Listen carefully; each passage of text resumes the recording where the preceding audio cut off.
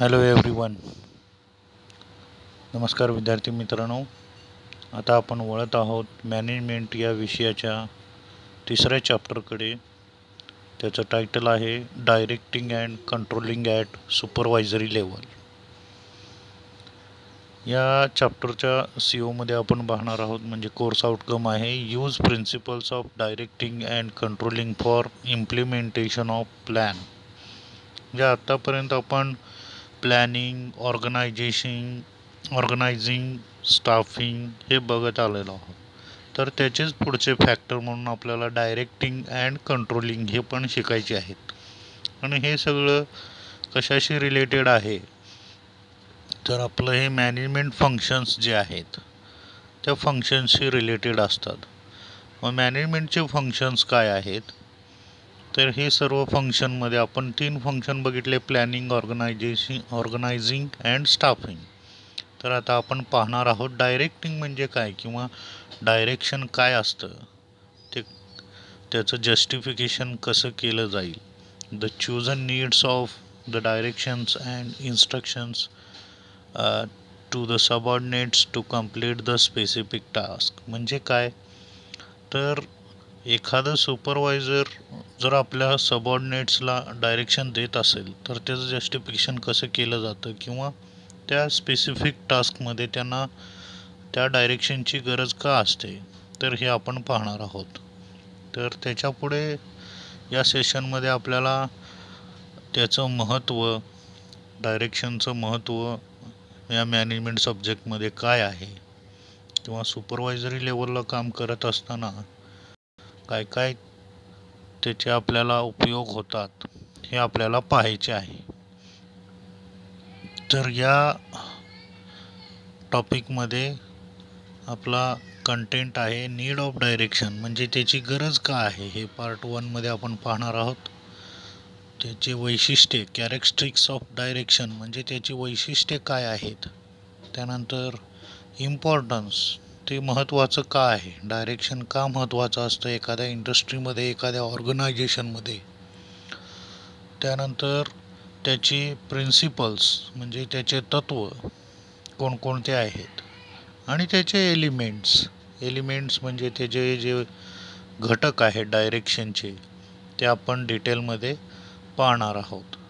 तर पार्ट 1 मध्ये पाहताना पहिल्यांदा आपण need of direction, directing at supervisor level, needs for directions and instructions to subordinates to completeness and flexibility of instructions. म्हणजे जे काही वरून इन्स्ट्रक्शन्स येणार आहेत ते क्लिअर कट त्यांना कळण्यासाठी या डायरेक्शनची गरज असते.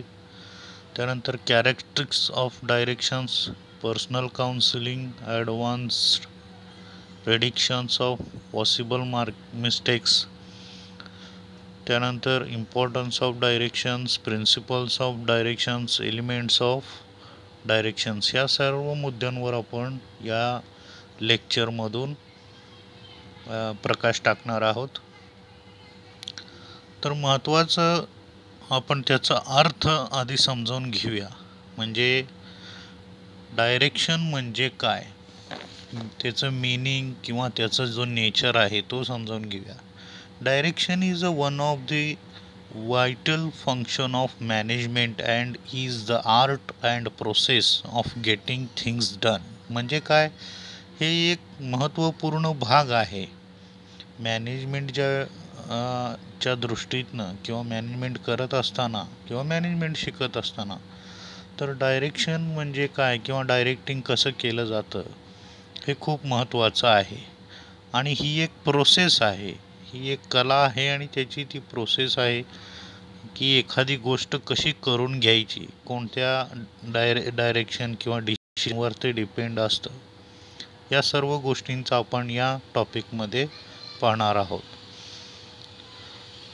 आपण थोडक्यात ह्याचं जर डेफिनेशन बघायला गेलं तर as a directing is a process in which the manager, supervisor instruct, guide and oversees the performance of workers to achieve a predetermined goals. म्हणजे काय, जे आधी गोल्स ठरलेले आहेत तर त्या गोल्स अचीव करण्यासाठी या याचा डायरेक्शन डिसिजन किंवा डायरेक्शनचा वापर केला जातो. तर following situation may arise due to lack of direction, म्हणजे हे ज्यावेळी आपण नीड ऑफ डायरेक्शन बघतो तर हे खालील दिलेले जे सिच्युएशन्स आहेत या सिच्युएशनमध्ये आपल्याला डायरेक्शनची कमतरता जाणवू शकते. Unable to execute planned work, म्हणजे तुमच्याकडे जर योग्य डायरेक्शन नसेल, योग्य गायडन्स नसेल तर आपण त्या प्लॅननुसार वर्क करू शकत नाही. त्यानंतर सेकंड पॉईंट जो आहे अनेबल टू आयडेंटिफाय रिसोर्सेस, जे आपल्याला एखादं काम करण्यासाठी जे रिसोर्सेस आपल्याकडे अवेलेबल केलेले जातात त्या रिसोर्सेसबद्दल पण आपल्याला नीट माहिती होऊ शकत नाही जर आपल्याला योग्य डायरेक्शन नसेल तर, किंवा आपल्याला त्या दिशेने सांगितलं गेलेलं नसेल तर. चान्सेस ऑफ रिपिटेटिव्ह मिस्टेक्स, म्हणजे जर डायरेक्शन चुकीचं असेल किंवा डायरेक्शन नसेलच तर आपण तेच काम परत करत बसतो, कारण नेमकं काय करायचं आहे हेच माहीत नाही आहे. मग त्यात मिस्टेक होतात, त्यामुळे मिस्टेकमुळे ते काम रिपीट करावं लागतं.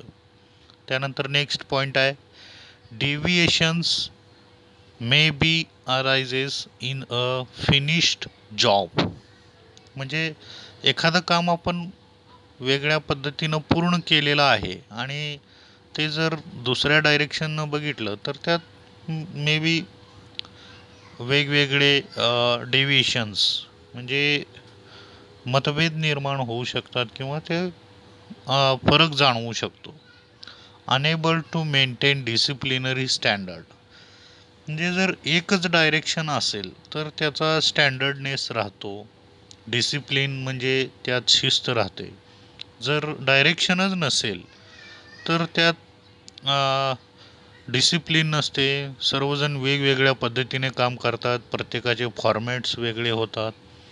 या सगळ्या गोष्टींचा आपण जर विचार केला तर आपल्याला कोणतंही काम करत असताना किंवा मॅनेजमेंट फंक्शन करत असताना डायरेक्शनचं खूप गरज आहे. हे नीड फॉर डायरेक्शन यातून आपल्याला कळतं आणि त्याच्यावरच आपलं ते काम आहे, जे ऑर्गनायझेशन आहे ते फेल्युअर आहे की सक्सेसफुल आहे हे डिपेंड असतं.